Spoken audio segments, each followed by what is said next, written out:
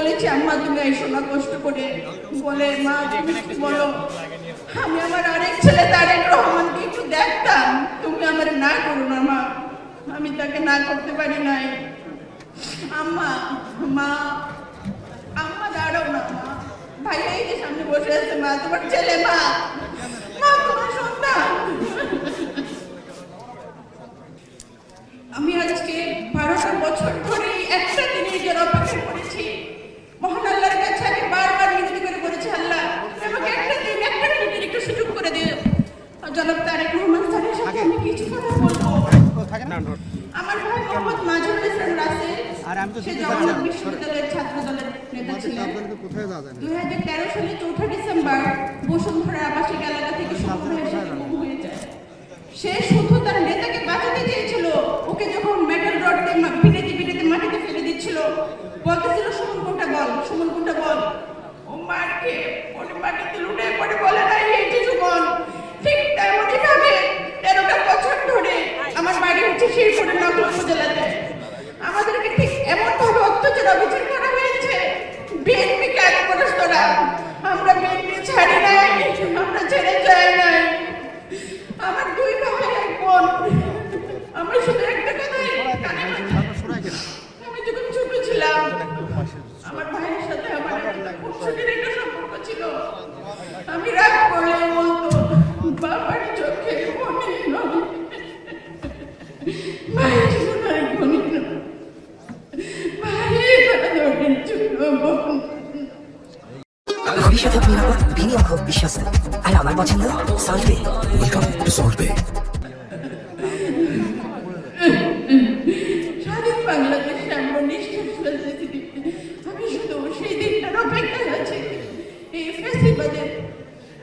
ফ্যাসিজমবাদ বিদায় হয়েছে, হয়তোবা তারা আমাদের সাথে বাংলাদেশের স্বাস্থ্যের নিঃশ্বাস ফেলতে পারত। কত স্বপ্ন ছিল তাদের, হাজারো জনতার উচ্ছ্বাসে তারা একাত্মতা প্রকাশ করত। কত দিন রাত শেষে অবশেষে একটা সুন্দর ভোরের আলোর অপেক্ষা আমরা করেছি। আমার ভাইয়ের দরজার করানোর শব্দে আমাদের ভিতরে সমস্ত নীরবতা ভেঙে খান খান হয়ে যাবে, কিন্তু ভাঙিনি সেই নীরবতা। আমার ভাইয়ের, আমার মায়ের, আমার বাবার অসংখ্য প্রশ্নের উত্তর আজ অজানা। কে দিবে সমাধান? আমার ভাই 2013 সালের 4 ডিসেম্বর থেকে আমি ওকে খুঁজে খুঁজে রাস্তায় বিভিন্ন প্রেস ক্লাব কনফারেন্সে, আমরা রাস্তা ছাড়ি নাই। আমাদের তুলিয়াবা, আমার আন্টি হাজারা খাতুন ফেসবুকের সামনে বসে আছে। আমার মা এসেছে শেরপুর থেকে, তার 2 চোখে অন্ধ হয়ে গিয়েছিল, একটা চোখ অপারেশন করে ঠিক হয়েছে, আরেকটা চোখ ঠিক হবে না কখনোই। আমার মাকে আমি বলেছি আম্মা তুমি এসো না কষ্ট করে, বলে মা তুমি কি বলো, আমি আমার আরেক ছেলে তারেক রহমানকে একটু দেখতাম, তুমি আমার না করো না মা, আমি তাকে না করতে পারি নাই। আম্মা মা আম্মা দাঁড়াও না মা, ভাই এই যে সামনে বসে আছে, মা তোমার ছেলে, মা মা তোমার সন্তান।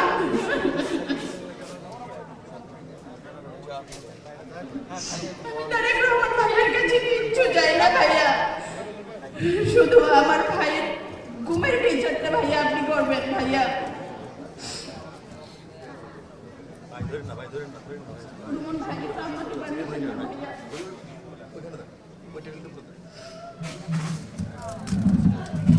আমাদের চৌধুরী আলম ভাইয়ের ছেলে শাওনকে অনুরোধ করছি আমাদের মাঝে আসার জন্য।